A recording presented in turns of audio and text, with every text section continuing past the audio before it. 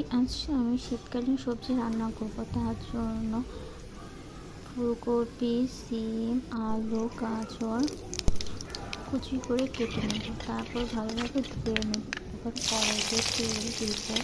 তেল দিয়ে পাঁচফোড়ন, পেঁয়াজ কুচি দিয়ে ভালোভাবে ভেজে নেব। একটু লাল লাল করে ভাজতে হবে। এখন আমি কেটে রাখা সবজিগুলো তেলের মধ্যে দিয়ে দিব। তারপর হলুদ, ধনিয়া, লবণ স্বাদ মতো দিয়ে ভালোভাবে নেড়ে নেব।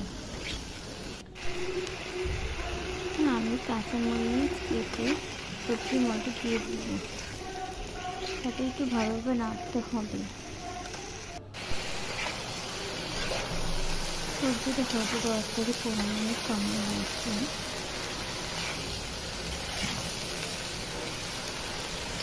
ভালোভাবে একটু নাড়া দিব। তারপর সবজিটা আস্তে আস্তে হয়ে যাবে। আমাদের শীতকালীন সবজি।